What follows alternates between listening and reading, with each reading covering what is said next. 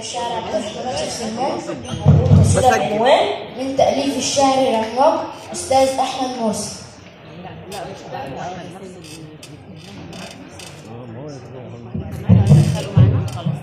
هنقول قصيدة بعنوان دم الشهيد. قوم يا صاحبي طهر الأرض الشريفة من مآسي ناس خانونا في الوطن.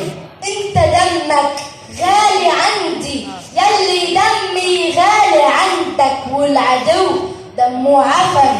كل يوم بيموت شهيد، مصر تبكي واحنا شايلينه في كفن. قوم يا مسلم وهيئوا الارض المسيح انتباه، مصر دي هي الحياه. وانت مصري وهو مصري، ومصر في حرب ومحن.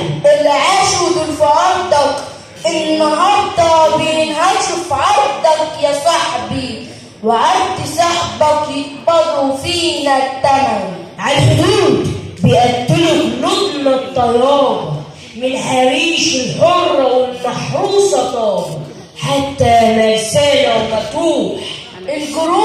الجروح ناسفه يا صاحبي، والشهيد دمه معطر كل ثانيه، يبكي وياها الزمان. يقتلونا باسم دينهم، اصل دينهم مختلف، مش دين خالص بعترف. فين عقولهم شرعهم عمره ما يرحم انس منا ولا جن. فين عقولهم فهمونا شيء جن. ياللي بتفكر في ارضك داوي عقلك، خلي قلبك يوم يهل. ليه بتقتل بس اخوك؟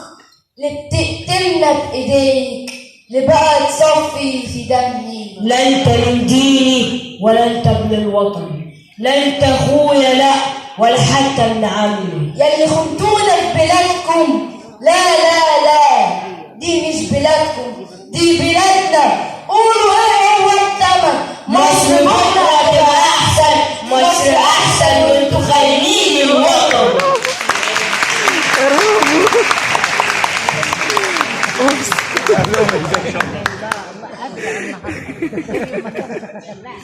ايوه ماشي خلاص خدوا مش عارف يا حاج.